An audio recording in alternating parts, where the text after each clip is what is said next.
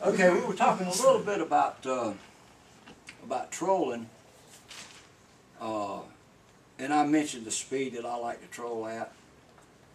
One thing that I think will help you, well, I'm gonna back up a minute. One of the main things I see people do, and they complain that they didn't do well that day or whatever, and I know I've been guilty of it. We all have, is overrunning the fish. You pull out of Carolina Beach Inlet or Masonboro Inlet up here, you get out there about the Seaboy, you pull up your waypoints, and you punch in the blackjack hole or the steeple or the same hole or wherever you think there's going to be some fish. It's a calm day, you hammer down on them throttles, and you don't pull back till you get there. For the last 10 miles, you may have been running over all kind of stuff. So, we'll get into about what I use to try to find fish. That sometimes works, sometimes doesn't. But be careful about overrunning them, because you don't have to go to a specific spot to find them.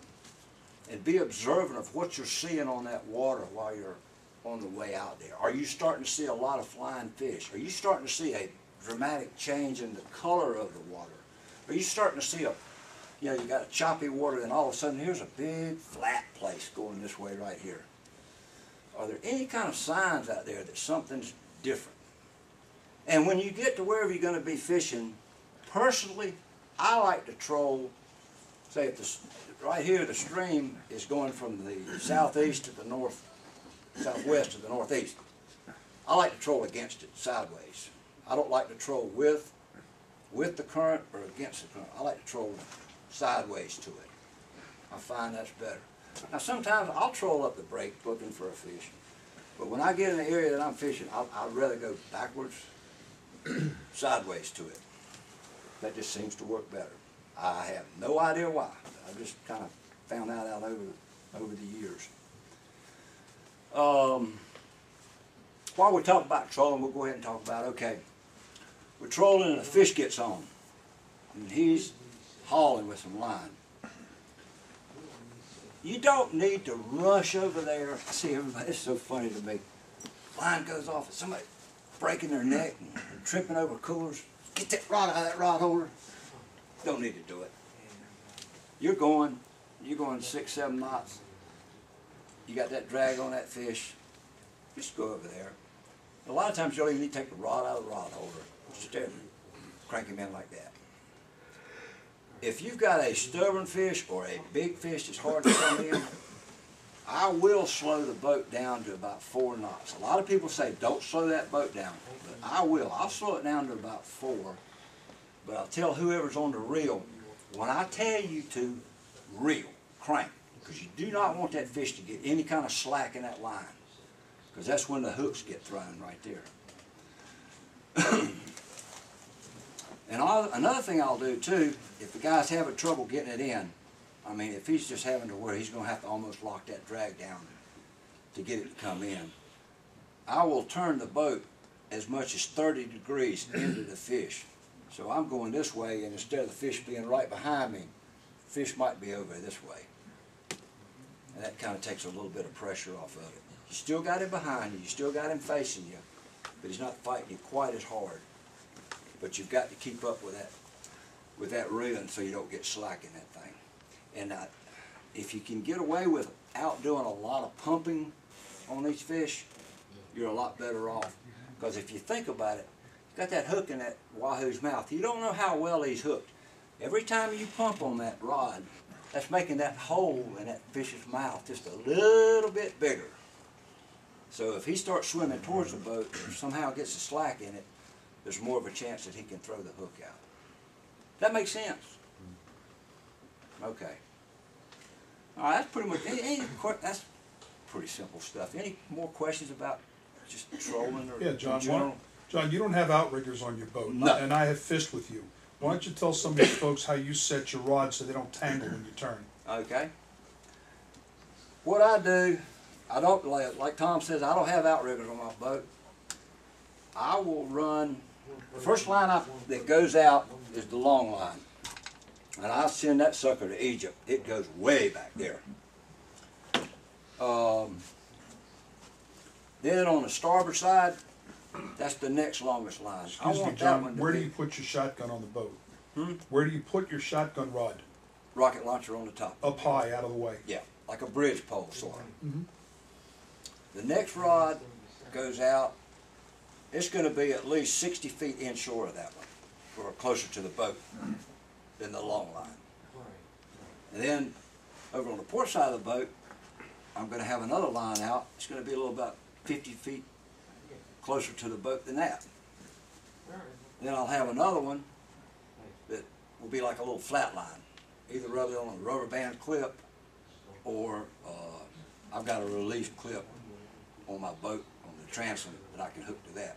So, and it's running real close. I mean, maybe from here to that column, even that close to the boat.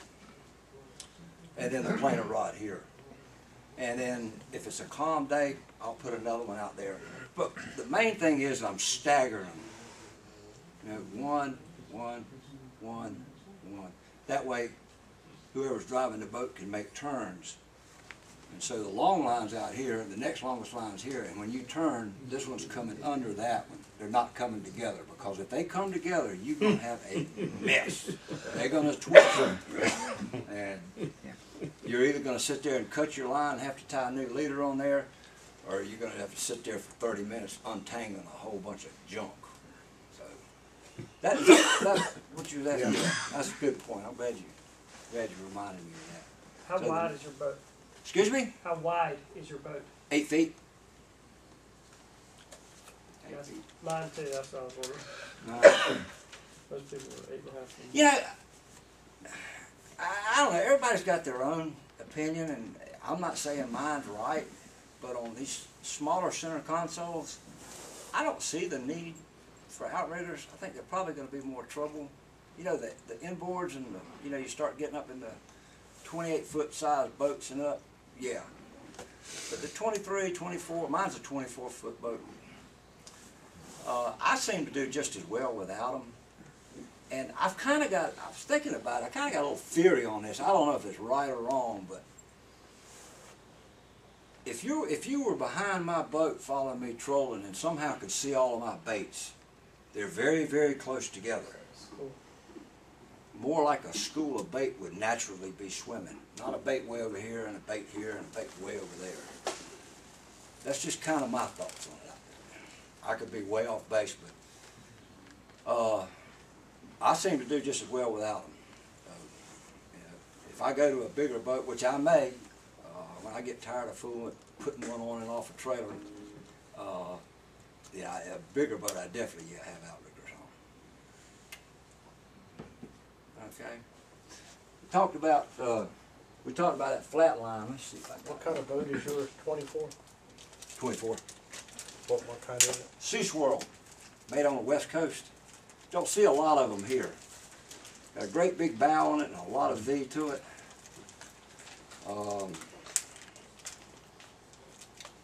Good trolling boat.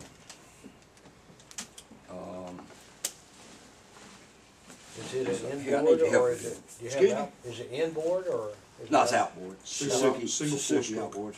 Suzuki. Pull me a little line off there, Wayne. That's plenty. I noticed that when we were talking about staggering them, some people asked me about, or I noticed some puzzled looks on some people's faces about that flat line. On my back rod holder there, say this rod would go here, and instead of this going right back out to whatever bait I have on it, I've got a release clip on the back of my boat right there. It would go down to that, and then back to the lure. So my angle in the water is not so sharp. My angle is more like this. And a lot of days it'll make that lure run a little bit different. And if you don't have that release clip, one thing you can do, this would be in your, this rod would be in your rod holder. Just make a loop in your rubber band like that right there.